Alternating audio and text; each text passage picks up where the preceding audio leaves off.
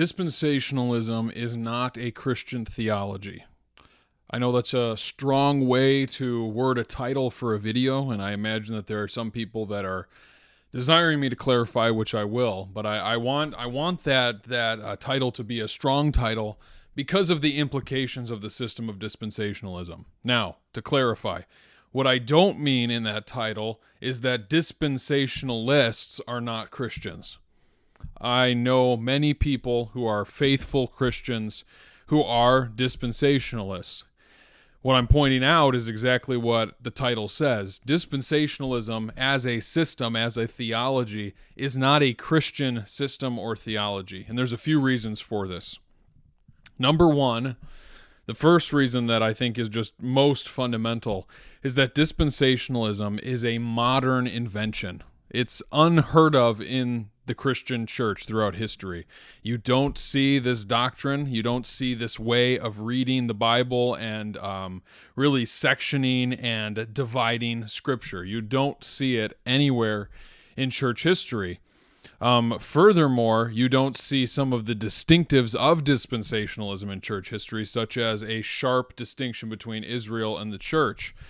If you talk to a dispensationalist, if they point you back to the early church to point out the early church was premillennial, they can do that very well. They can make a good, strong case that there were many fathers in the early church that held to a premillennial eschatology.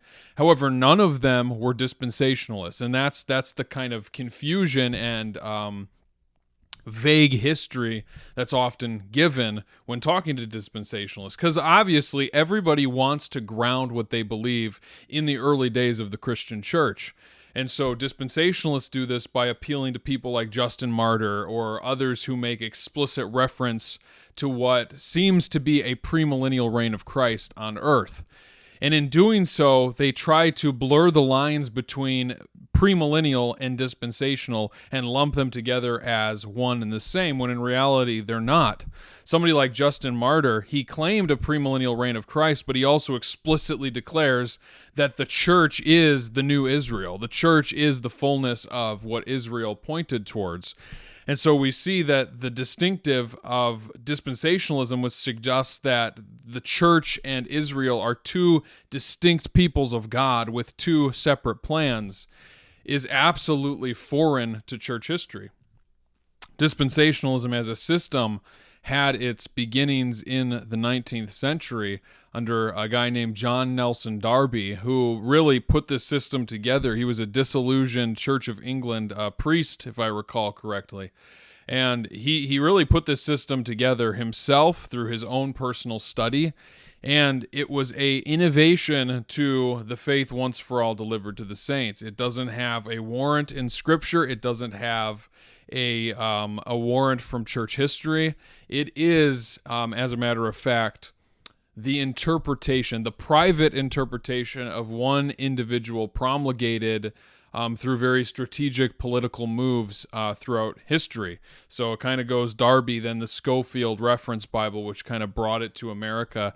And then America really grabbed onto this system and took it and ran with it through planting and founding a lot of these very dispensational Bible schools, such as Dallas Seminary and Moody Bible Institute and Grace Seminary. And if you notice, almost all of the scholars who hold to a dispensational perspective, nearly, I go look it up online, all of the popular Bible teachers that teach a dispensational eschatology and theology all went to one of these seminaries. In other words, this system is not something you learn from sitting down and reading Scripture. It's something that you are taught. It's an imposition into the text. And so, to kind of recap all of that, reason number one why dispensationalism is not a Christian theology is that it is absolutely foreign to all of church history. It is a private interpretation that has been popularized in recent day, but that would have been absolutely unheard of throughout the entire church age. Secondly, dispensationalism is not a Christian theology because it contains very, very explicitly, I want to be careful how I word this to not be too strong, but also not soften it. It teaches things that are borderline blasphemous, if not blasphemous. And the specific teaching that I'm thinking of when I say this is the idea that as a prophetic necessity, the church is going to be raptured.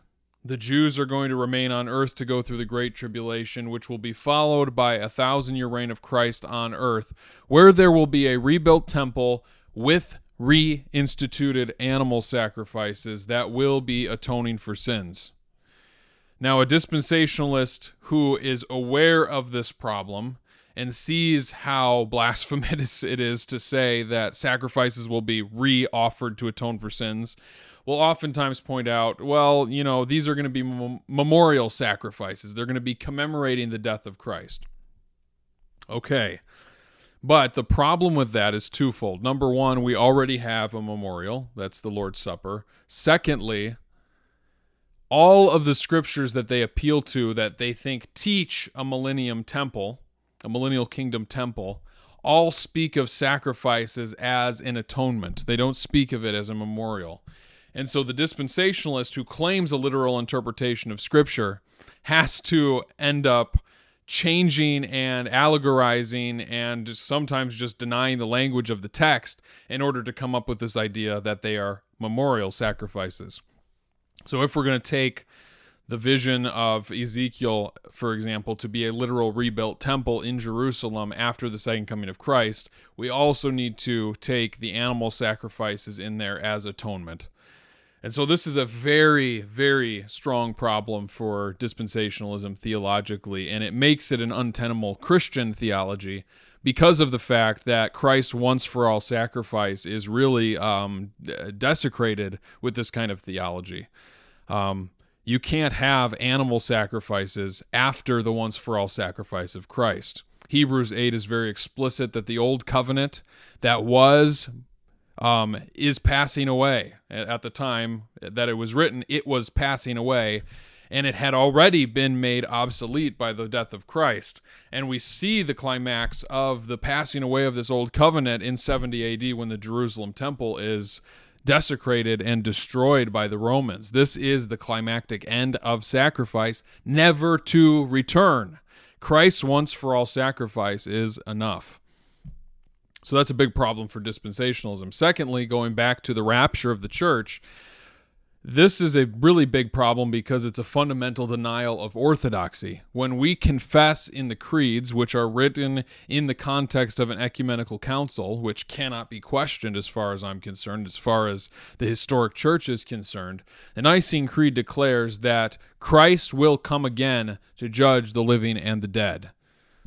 The Apostles' Creed, the Nicene Creed, these creeds all suggest that when Christ comes, that's it. It's the judgment of the living and the dead, not the beginning of a millennial kingdom. Furthermore, Christ is not coming back to begin a kingdom. His kingdom shall have no end. And we confess that. And so the idea that his kingdom has a temporal reality to it for 1,000 years in this millennium, it really defies what the creed teaches. And worse, the fundamental declaration of the church throughout all of history, included in the creed, like I said, is Christ will come again. Not once and then again, not a secret coming and then a final coming, not a coming in the clouds and a bodily coming at the end of a 7-year tribulation, and then again to judge at the end of a millennium. No, Christ will come again. This is fundamental Christian orthodoxy. We cannot have Christ's coming be split into multiple stages or events. Christ has one coming, and that is the second coming. He came in the incarnation at his advent. He ascended into heaven, and we wait for him to come again to judge the living and the dead and to resurrect his people. And this is it. And so the rapture theory poses this dilemma with the text of Scripture and the history of the church by basically saying that Christ's coming is going to be halfway down in the sky where believers will meet him.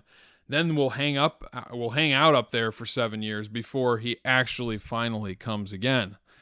This is wrong. It's a denial of orthodoxy, and furthermore, it has its roots in Gnosticism, because Gnosticism teaches that this world, that matter is inherently evil, and that ultimately the spirit and the flesh, the physical and the spiritual, if you will, are really at odds with one another. One is there's a necessity to transcend that which is physical because matter is evil. And this really plays a role in the rapture theory because the idea is this world is evil, this world is perishing, the things of this world are going, and so we need to escape, we need to transcend, we need to leave this behind. And that is not what Scripture teaches. The incarnation is, as I've said before, God's exclamation point that the physical world is redeemable. God became man, so that man might become God, in the words of St. Athanasius the Great. And so the idea is that the incarnation teaches us that the world is in the process of redemption. Christ came not to judge the world, but that the world might be saved. He did not come to destroy and to decimate and to annihilate. He came to restore, resurrect, and renew. And so we need to recognize that a theology that first of all denies the orthodoxy of the one singular second coming of Christ, if that theology goes even further to suggest that Christ's coming is going to be revolving around an escape from the earth rather than Christ coming to claim the earth, then we have another abandonment of orthodoxy. So these are really the two fundamental reasons that dispensationalism is not a Christian theology. And if you're watching this and you're new to exploring other options, my channel has a lot of information on eschatology. I'm planning on picking up that topic more again recently because I think it's very important, especially in kind of the climate we're in culturally today. But I'll just leave you with just a recap. Number one, it's not historically grounded in any of the history of the church. And secondly, there are fundamental declarations in the Nicene Creed, the Apostles' Creed for that matter, that are denied or twisted in a direction that leads into some very unorthodox and even bordering heretical ideas. And so dispensationalism as a system should be abandoned by those who profess Christ. Again, Christians are dispensationalists. I know many of them, but dispensationalism is not a Christian system, which is why it is incompatible with the claim to be a Christian. We need to leave that behind in the past, and we need to move towards a firmer grasp of historic Christianity and historic orthodoxy. With that, I will talk to you all next time.